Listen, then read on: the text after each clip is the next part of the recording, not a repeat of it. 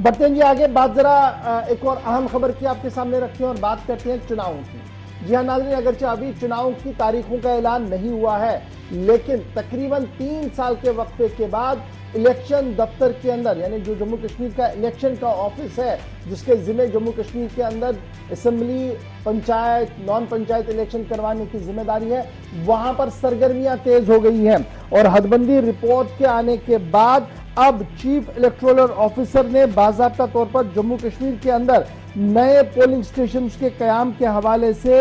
हद मुकर्रर कर दी है। और इलेक्शन अथॉरिटीज ने बाज़ाब्ता तौर पर जो पोलिंग स्टेशन कौन से कहां पर रखने हैं, उस हवाले से सभी मुतल्लिका अफसरों और मुतल्लिका जिम्मेदारों से कहा गया है कि 20 जून से कबल इस प्रोसेस को मुकम्मल किया जाए। मेजर एक्सरसाइज ये मानी जा रही है, जो एक बड़ी एक्सरसाइज मानी जा रही है हदबंदी कमीशन के बाद, क्योंकि अब नई कॉन्स्टिट्यूंसियां वजूद में आई हैं, कुछ इलाके उधर इधर हुए हैं, तो पोलिंग स्टेशंस को रिलोकेट करना है और उन पोलिंग स्टेशनों को दूसरी जगह मुंतकिल करने के लिए बाज़ाब्ता तौर पर चीफ इलेक्टोरल ऑफिसर ने अब पोलिंग स्टेशंस के हवाले से बाज़ाब्ता तौर पर हिदायतनामा जारी कर दिया है और 20 जून तक इस काम को मुकम्मल करने की हिदायत जारी की है। उसके साथ साथ डिस्ट्रिक्ट इलेक्शन ऑफिसर से यह भी कहा गया है कि वो प्रपोजल दे देगी appointment of EROs and AEROs, यानी असिस्टेंट रिटर्निंग ऑफिसर्स और दीगर रिटर्निंग ऑफिसर्स के हवाले से जो डिस्ट्रिक्ट इलेक्शन ऑफिसर्स हैं, उनसे कहा गया कि प्रपोजल बनाए कि किसको आप AERO बना रहे हैं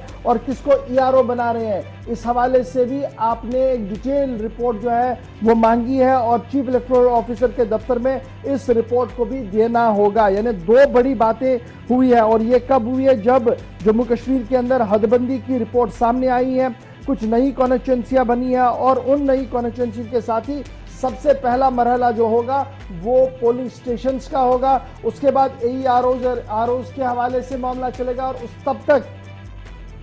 यह भी कहा गया है कि सभी डिप्टी कमिश्नर से कि वो जल्द से बेशतर अपने अपने मातहत इलाकों के अंदर इस काम को जो है वो शुरू करवाए। इसके साथ साथ फिलहाल इलेक्टोरल रोल्स को फ्रीज करने की भी बात कही गई है, ताकि ये जो बेसिक काम पहले है कि पोलिंग स्टेशन रिलोकेट हो, उसके साथ साथ AROs और EROs की तैनाती हो, उसके साथ साथ BLOs को अपॉइंट करना है, ताकि उसके साथ साथ ही फिर ये भी काम साथ में लिया जाएगा कि वोटर लिस्टों के अंदर नजरसानी अगर करनी है, अगर उसमें किसी का नाम डिलीट करना है, किसी के नाम को चढ़ाना है, वो तीसरे पड़ाव पर आएगा। तो इस तरीके से इलेक्शन अथॉरिटियां आहिस्ता आहिस्ता करके गियर अप हो रही हैं, क्योंकि जम्मू कश्मीर के अंदर अब 90 सीटों पर चुनाव होना है, जिनमें 2 सीटें ख्वातीन के लिए भी नॉमिनेट होनी है। और उसके साथ साथ आपको याद होगा कि कश्मीरी पंडितों के लिए ऑलरेडी नॉमिनेशन की बात हो रही है, वेस्ट पाकिस्तानी रिफ्यूजीज के लिए नॉमिनेशन की बात हो रही है, उस पर चुनाव नहीं होगा, लेकिन 90 सीटों पर चुनाव होना है इस बार। और ये चुनाव तब हो रहा है जब हदबंदी की रिपोर्ट सामने आ चुकी है, गैजेट नोटिफिकेशन जारी हो गई है, वजारत कानून ने बाज़ाब्ता तौर पर एक और नोटिफिकेशन जारी किया है और अब सिर्फ एक रस्मी तौर पर इस रिपोर्ट को ऐवान के सामने रखना है, जहां पर कोई तरदीद या तरमीम की कोई गुंजाइश बाकी नहीं है। लेकिन जो गुंजाइश रखी गई है वेस्ट पाकिस्तानी रिफ्यूजीज के लिए, हो सकता है वो